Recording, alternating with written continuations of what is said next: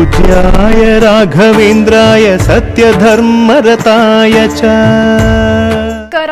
ಗುರುಮಾತಾ ಗುರುವಾಣಿ ವಿಶೇಷ ನೇರ ಪ್ರಸಾರ ಕಾರ್ಯಕ್ರಮಕ್ಕೆ ಸ್ವಾಗತ. ನಾನು ಸುಷ್ಮಿತಾ ನಟರಾಜ್. ವೀಕ್ಷಕರೇ, ಗುರುಮಾತಾ ಗುರುವಾಣಿ ಇದೊಂದು ನಿಜಕ್ಕೂ ಹೇಳ್ತೀನಿ ವಿಶೇಷವಾದ ಕಾರ್ಯಕ್ರಮ ಅಂತಾನೆ ಹೇಳ್ಬೋದು. ಪ್ರತಿಯೊಬ್ಬರು ಸಹ ಗುರುರಾಯರನ್ನ ನೋಡಬೇಕು, ಗುರುರಾಯರನ್ನ ಜಪಿಸ್ಬೇಕು ಅಂತ ಬೇರೆ ಬೇರೆ ಕಡೆ ಹೋಗ್ತೀರಾ. ಆದರೆ ಇದೀಗ ನಿಮ್ಮ ಮನೆ ಮುಂದೆನೇ ಸಹ ನಿಮ್ಮ ಮನೆಯಲ್ಲಿರುವಂತಹ ಟಿವಿಯಲ್ಲಿ ಗುರುರಾಯರ ಬಗ್ಗೆ ತಿಳಿಸ್ಕೊಡೋದಕ್ಕೆ ಎಂದಿನಂತೆ ನಮ್ಮ ಕಾರ್ಯಕ್ರಮದಲ್ಲಿ ಗುರುಮಾತಾ ಇದ್ದಾರೆ. ಅದರ ಜೊತೆಗೆ ಇವತ್ತು ಮಂಗಳವಾರ ದುರ್ಗಾದೇವಿ ಆರಾಧನೆ ಮಾಡ್ತೀವಿ. ಪ್ರತಿ ಬಾರಿಯೂ ಸಹ ದುರ್ಗಾದೇವಿ ಅಂದ ತಕ್ಷಣ ತಾಯಿಯ ಸ್ವರೂಪ ಆಗಿರ್ಬೋದು, ತಾಯಿಯ ಮಹತ್ವ ಆಗಿರ್ಬೋದು, ಇದೇ ರೀತಿಯಾಗಿ ಸಾಕಷ್ಟು ವಿಷಯದ ಬಗ್ಗೆ ಮಾತಾಡ್ತಾ ಹೋಗ್ತೀವಿ. ಇವತ್ತು ಸಹ ಅದೇ ರೀತಿಯಾಗಿ ದುರ್ಗಾದೇವಿ ಆಗಿರ್ಬೋದು, ಕನಕದುರ್ಗ ವಿಜಯವಾಡದಲ್ಲಿರುವಂತಹ ಕನಕದುರ್ಗಾದೇವಿ ಬಗ್ಗೆ ಇನ್ನೂ ಸಾಕಷ್ಟು ವಿಚಾರವನ್ನು ತಿಳಿಸ್ಕೊಡೋದಕ್ಕೆ ಎಂದಿನಂತೆ ನಮ್ಮ ಕಾರ್ಯಕ್ರಮದಲ್ಲಿ ಶ್ರೀ ರಾಘವೇಂದ್ರ ಗುರುಮಾತಾಜಿ ಅವರಿದ್ದಾರೆ. ಮೊದಲಿಗೆ ಅವ್ರನ್ನ ಕಾರ್ಯಕ್ರಮಕ್ಕೆ ಬರ್ಮಾಡ್ಕೊಳ್ಳೋಣ. ಗುರುಮಾತಾ, ಕಾರ್ಯಕ್ರಮಕ್ಕೆ ಸ್ವಾಗತ. ಗುರುವೇ ಶರಣು. ನಮಸ್ಕಾರ. ಗುರುವೇ ಶರಣಂ. ಪೂಜ್ಯಾಯ ರಾಘವೇಂದ್ರಾಯ ಸತ್ಯಧರ್ಮರತಾಯ ಚ ಭಜತಾಂ ಕಲ್ಪವೃಕ್ಷಾಯ ನಮತಾಂ ಕಾಮಧೇನವೇ. ಮಂತ್ರಾಲಯ ಮಹಾನವತಾರ ಮಹಾಪುರುಷ ಗುರು ರಾಘವೇಂದ್ರ ಸ್ವಾಮಿ ಅನುಗ್ರಹ ಸದಾ ಕಾಲ ಎಲ್ಲರಿಗೂ ಇರಬೇಕು ಅಂತ, ಎಲ್ಲ ಜೀವರಾಶಿಗೂ ಇರಬೇಕು ಅಂತ ನಾನು ಪ್ರಾರ್ಥನೆ ಮಾಡ್ತೀನಿ. ಮಹಾತ್ಮ ಗುರು ರಾಘವೇಂದ್ರ ಸ್ವಾಮಿಗೆ ನಿನ್ನೆ ದಿವಸ ಅಕ್ಷಯ ತೀರ್ಥಿ ದಿವಸ ಬೇಕಾದಷ್ಟು ವಿಜೃಂಭಣೆಯಿಂದ ಭಗವಂತನಿಗೆ ಅಲಂಕಾರ ಆರಾಧನೆ ಮಾಡಿದ್ದಾರೆ. ಲೋಕೋಪಲಕ ಜನ ಲೋಕದಿಂದ ಜನ ಬಂದು ಅವ್ರನ್ನ ಸ್ಮರಣೆ ಮಾಡ್ತಾ ಭಗವಂತನ ಸೇವೆ ಮಾಡ್ತಾ ನೋಡಿ. ಟಿ ವಿಲಿ ನೋಡ್ತಾ ಇದ್ದರೆ ಇನ್ನೂ ಕಣ್ಣು ತುಂಬಿಸ್ಕೊಬೇಕು ಅನ್ನೋ ಅಷ್ಟಿತ್ತು. ಅಷ್ಟು ನಾನು ಅಲ್ಲಿರಬೇಕಾಗಿತ್ತಲ್ವ ಅಂತ ಆಸೆ ಇರ್ತಾಯಿತ್ತು. ಕಾರಣ ಪ್ರೋಗ್ರಾಮ್ ನಾವು ಮಾಡಬೇಕಲ್ವ, ಅವ್ರ ಸೇವೆನೇ ಮಾಡ್ತಾ ಇರೋದು. ಹಾಗಾಗಿ ಅವ್ರ ಸೇವೆಯಲ್ಲಿ ಇರೋಂಥವ್ರು ಅಲ್ಲಿಗೆ ಹೋಗ್ಬೇಕು ಅನ್ನೋಂಥದ್ದು ಏನಿರೋದಿಲ್ಲ. ಇದ್ರೇನೂ ಸಹ ಅಲ್ಲಿಗೋದ್ರೆ ಸ್ವತಃ ಭಗವಂತನ ಕಣ್ಣಲ್ಲಿ ತುಂಬಿಸ್ಕೋಬೋದು. ನೋಡಿ, ಭಗವಂತನ ಆಶೀರ್ವಾದ ನಮಗೆ ಸಿಕ್ಕಿದ್ರೆ ಸಾಕು, ಆ ಗುರು ಅನುಗ್ರಹ ಇದ್ದರೆ ಸಾಕು, ಆ ಗುರುವಿನ ಒಂದು ದೃಷ್ಟಿ ನಮ್ಮ ಮೇಲೆ ಬಿದ್ದರೇನೂ ಸಾಕು, ಏನು ಬೇಕಾದರೂ ನಾವು ಸಾಧಿಸ್ಬೋದು ಖಂಡಿತ. ಅದೇ ರೀತಿಯ ಭಗವಂತನಲ್ಲಿ ಒಂದೇ ಒಂದು ಪ್ರೇರಣೆ ಇಟ್ಕೊಳ್ಬೇಕು. ಏನು ಅಂತಂದರೆ, ಈ ಪ್ರಪಂಚದಲ್ಲಿ ಇರೋಂಥ ಎಲ್ಲ ಜೀವಾಣುಗಳಿಗೂ ಯಾವುದೇ ಒಂದು ತೊಂದರೆ ಆಗದಂಗೆ, ಯಾವುದೇ ಒಂದು ಹಾನಿ ಆಗದಂಗೆ ಭಗವಂತ ಒಂದೊಂದು ಜೀವರಾಶಿಯಲ್ಲಿ ಇದ್ದು ಒಬ್ಬೊಬ್ಬರೂ ಸಹ ಸಲಹೆ ಮಾಡಬೇಕು ಅಂತ ಪ್ರಾರ್ಥನೆ ಮಾಡ್ತೀನಿ. ಗುರುವೇ ಶರಣಂ. ಗುರುಮಾತಾ, ಈಗಾಗಲೇ ನಾವು ಪ್ರತಿ ಬಾರಿಯೂ ಸಹ ರಾಘವೇಂದ್ರ ಸ್ವಾಮಿ ಬಗ್ಗೆ ಮಾತಾಡ್ತಾ ಹೋಗ್ತಿದ್ವಿ. ರಾಘವೇಂದ್ರ ಸ್ವಾಮಿ ಅಂದ ತಕ್ಷಣ ನಾವು ಪ್ರತಿ ಬಾರಿಯೂ ಸಹ ನಮ್ಮ ಮನಸ್ಸಲ್ಲಿ ಮೂಡುವಂತಹ ಒಂದೇ ಒಂದು ಪ್ರಶ್ನೆ ಅಂತ ಅಂದರೆ, ಗುರುರಾಯರು ಯಾವ ಕಾರಣಕ್ಕೆ ಮಂತ್ರಾಲಯದಲ್ಲಿ ನೆಲೆಸಿದ್ದಾರೆ?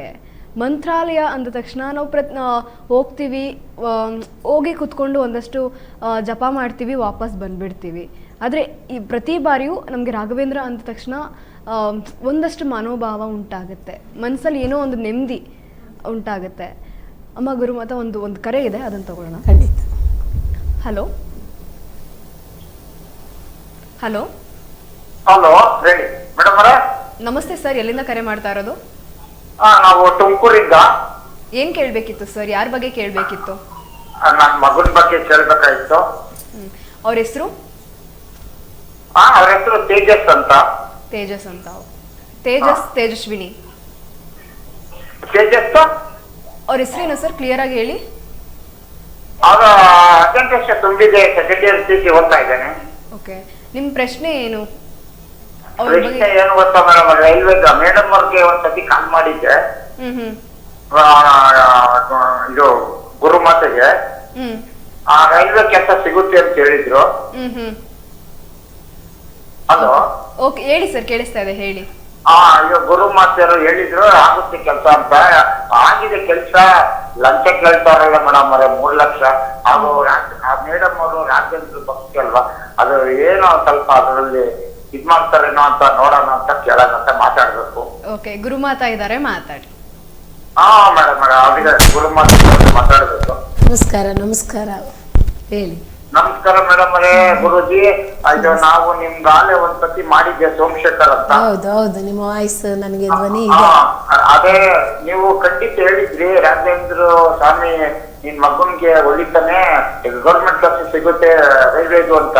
ಓಕೆ, ಬಂದಿದೆ. ಅದು ಕೆಲಸ ಲಂಚ ಕೇಳ್ತಾರಲ್ಲ ಗುರುಜಿ, 3 ಲಕ್ಷ. ಒಂದೇ ನಿಮಿಷ ಕೇಳಿಸ್ಕೊಳ್ಳಿ. 3 ಲಕ್ಷ ಕೇಳ್ತಾವ್ರೆ, ಲಂಚ ಕೊಡ್ಬೇಕಂತೆ. ನೀವು ಏನೋ ನಿಮ್ಮ ಮಹಿಮೆಯಿಂದ ದೇವರು ಏನೋ ಕಡಿಮೆ ಮಾಡಿ. ಖಂಡಿತ ಖಂಡಿತ ನಿಮ್ಗೋಸ್ಕರ ನಿಮ್ಮ ಮಗಳು ತೇಜಸ್ವಿಗೋಸ್ಕರ ಖಂಡಿತ ನಾನು ಪ್ರಾರ್ಥನೆ ಮಾಡ್ತೀನಿ. ತೇಜಸ್ ಅಂತ ಅದೇ ತೇಜಸ್ಗೋಸ್ಕರ ನಾನು ಖಂಡಿತ ಸಂಕಲ್ಪ ಮಾಡ್ತೀನಿ. ಅದೇ ರೀತಿ ಅಲ್ಲ ಮೇಡಮ್, ಸೆಕೆಂಡ್ ಇಯರ್ ಪೀಸ್ ಅಲ್ಲಿ ಫಸ್ಟ್ ಕ್ಲಾಸ್ ಅಲ್ಲಿ ಪಾಸ್ ಆಗಿದ್ದಾನೆ ನೋಡಿ ಎಷ್ಟು. ಪರ್ಸೆಂಟೇಜ್ ಸಖತ್ತಾಗಿ ತೆಗ್ದೈತೆ. ಹಾ ಸರಿ ಸರಿ, ಓಕೆ, ಒಳ್ಳೇದಾಗಲಿ. ರಾಯರ ಅನುಗ್ರಹ ಆಶೀರ್ವಾದ ಖಂಡಿತ ಇದೆ. ಕೆಲಸನ ಯಾವ ಕಾರಣಕ್ಕೂ ಕೆಲಸನ ತಡೆ ಮಾಡ್ಕೋಬೇಡಿ. ಇನ್ನೊಂದು ವಿಷಯಕ್ಕಾಗಲಿ ಆ ಕೆಲಸನ ತಡೆ ಮಾಡ್ಕೊಂಬಿಡ್ಬೇಡಿ. ನೋಡಿ ಈಗ ಕೆಲ್ಸಕ್ಕೆ ಹೋಗ್ಬಿಟ್ರು ಅಂತಂದ್ರೆ ನೀವು ಒಂದ್ಸತಿ ಏನಂತ ಹೇಳಿದ್ರು ಗೊತ್ತಾ, ಮಂತ್ರಲ್ಲಿ ಹೋಗ್ಬಿಟ್ಟು ಬನ್ನಿ ಗಂಡ ಹೆಂಡತಿ ಮಗ ಎಲ್ಲ ಅಂದಿದ್ರಿ. ಓಕೆ, ಹೋಗಕ್ಕಾಗಿಲ್ಲ, ಹೋಗ್ತೀವಿ. ಅದೇನ ಕೆಲ್ಸ ಆಯ್ತು ಅಂದ್ರೆ ಹೋಗ್ತೀವಿ ಮೇಡಮ್. ಓಕೆ,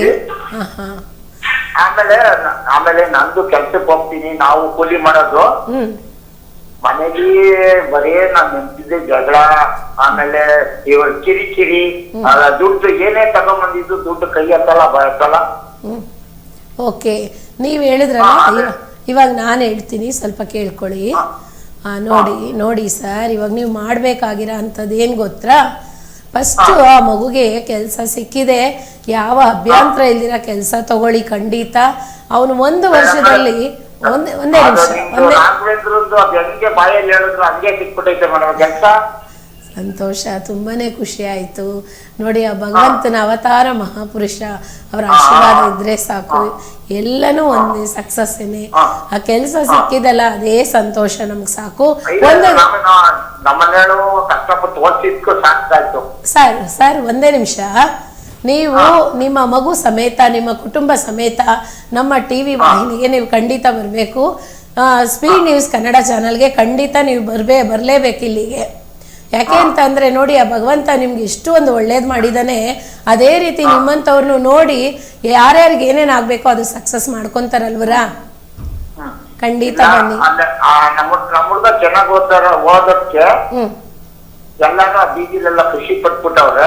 ಓಕೆ, ನನ್ನ ಹೆಂಡತಿ ಹೆಸರು ಆಶಾ ಅಂತ. ಆಶಾ ಓದಿಸ್ಕೂನು ತುಂಬಾ ಪರವಾಗಿಲ್ಲ, ಚೆನ್ನಾಗಿ ಓದ್ದವನೇ, ಎಲ್ಲ ಪರ್ಸೆಂಟೇಜ್ ಎಲ್ಲ ಬಂತು, ಎಲ್ಲ ಕೆಲಸ ಒಳ್ಳೆ ಖುಷಿ ಆಗ್ತಾರೆ. ಅಲ್ಲ ಮೇಡಮ್, ಗುರುಜಿ ಹೇಳ್ತೀನಿ, ಅವನು ಜೊತೆಲಿ ಓದಿದ್ದ ಹುಡುಗನ್ಗೆ ಮನೆಗಳಿಗೆ ಬರ್ತಾರಲ್ಲ ರೀಡಿಂಗ್ ಮಾಡಕ್ಕೆ ಬಿಲ್ಲು, ಅವ್ನು 2 ತಿಂಗಳಿಂದ 40,000 ಸಂಬಳ ತಗೊಂಬತ್ತಾನೆ ಮೇಡಮ್. ಸರ್ ಕೇಳಿಸ್ತಾ ಇದೆಯಾ? ಅಂದ್ರೆ ನೀವು ಹೇಳಿದ್ದೆಲ್ಲ ನಮಗೆ ಅರ್ಥ ಆಯ್ತು. ಒಂದ್ ಸ್ವಲ್ಪ ಸಮಾಧಾನದಿಂದ ಕೇಳಿಸ್ಕೊಳ್ಳಿ. ಇವಾಗ ಗುರುಮಾತಾ ಮಾತಾಡ್ತಾ ಹೋಗ್ತಾರೆ, ಅಂದ್ರೆ ನೀವ್ ಏನೇನ್ ಹೇಳಿದ್ರಿ ಅದೆಲ್ಲ ನಮಗ್ ಕ್ಲಿಯರ್ ಆಗಿ ಅರ್ಥ ಆಯ್ತು. ಓಕೆನಾ? ನಿಮ್ಗಿರೋ ಅಂದ್ರೆ ಇವಾಗ ನೀವ್ ಹೇಳಿದ್ದೆಲ್ಲ ಅವ್ರಿಗೆ ಕ್ಲಿಯರ್ ಆಗಿ ಅರ್ಥ ಆಗಿದೆ. ಪ್ರತಿಯೊಂದು ವಿಚಾರದ ಬಗ್ಗೆನೂ ಸಹ ಏನ್ ಮಾಡ್ಬೇಕು ಏನ್ ಮಾಡ್ಬಾರ್ದು ಅನ್ನೋದನ್ನ ಗುರುಮಾತಾ ಹೇಳ್ತಾ ಹೋಗ್ತಾರೆ. ಒಂದ್ ಸ್ವಲ್ಪ ಸಮಾಧಾನದಿಂದ ಕೇಳಿ. ಓಕೆನಾ? ಒಂದ್ ಸ್ವಲ್ಪ ಸಮಾಧಾನದಿಂದ ಕೇಳಿ. ಓಕೆನಾ? ಗುರುಮಾತಾ ಹತ್ರ ಮಾತಾಡ್ತಾ ಹೋಗಿ. ನೀವು ಬನ್ನಿ, ನನ್ನ ಹತ್ರ ಡೈರೆಕ್ಟ್ ಆಗಿ ಬನ್ನಿ. ನೀವು ಡೈರೆಕ್ಟ್ ಆಗಿ ಬನ್ನಿ ಸರ್, ಅದೆಂಥದ್ದಾಗಿರ್ಲಿ ಸರಿ ಮಾಡೋಣ. ಖಂಡಿತ ನನ್ನ 11 ಗಂಟೆಗೆ ನೀವು ಫೋನ್ ಮಾಡಿ ಎಲ್ಲನೂ ನಾನು ರೆಡಿ ಮಾಡ್ಕೊಡ್ತೀನಿ, ಎಲ್ಲನೂ ಅನುಕೂಲತೆ ಮಾಡ್ಕೊಡ್ತೀನಿ. ನೋಡಿ, ಆ ಭಗವಂತ ನಿಮ್ಗೆ ಜಾಬ್ ಕೊಟ್ಟಿದ್ದಾರೆ ಅಂದರೆ ಖಂಡಿತ ಆ ರಾಯರಿಗೆ ಗುರುವೇ ಶರಣು ಅಂತ ಹೇಳಿ. ಗುರುವೇ ಶರಣು. ಸರ್, ನೇರ ಭೇಟಿಗಾಗಿ ನಂಬರ್ ಇದೆ, ಆ ನಂಬರ್ಗೆ ನೀವು ಕರೆ ಮಾಡ್ಬೋದು. ಏನೇ ಸಮಸ್ಯೆ ಇದ್ರೂ ಸಹ ಅಲ್ಲಿ ನೀವು ಗುರುಮಾತಾ ಹತ್ರ ನೇರವಾಗಿ ಹಂಚ್ಕೋಬೋದು ಅಂತ ಹೇಳ್ತೀನಿ. ಇನ್ನು ಯಾವುದೇ ರೀತಿಯಲ್ಲಿ ಕರೆ ಮಾಡಿದಾಗ ದಯವಿಟ್ಟು ನೀವು ಹೇಳುವಂತಹ ಸಮಸ್ಯೆಗಳನ್ನ ಅವರು ಧ್ವನಿಯಲ್ಲೇ ತಿಳ್ಕೊತಾರೆ. ಜಾಸ್ತಿ ಹೇಳೋ ಅಂಥದ್ದೇನೂ ಇರಲ್ಲ.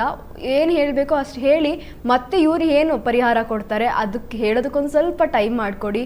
ಈ ರೀತಿ ಕಂಟಿನ್ಯೂಸ್ ಆಗಿ ಮಾತಾಡ್ತಾ ಹೋದರೆ ಸ್ವಲ್ಪ ತೊಂದರೆ ಆಗುತ್ತೆ.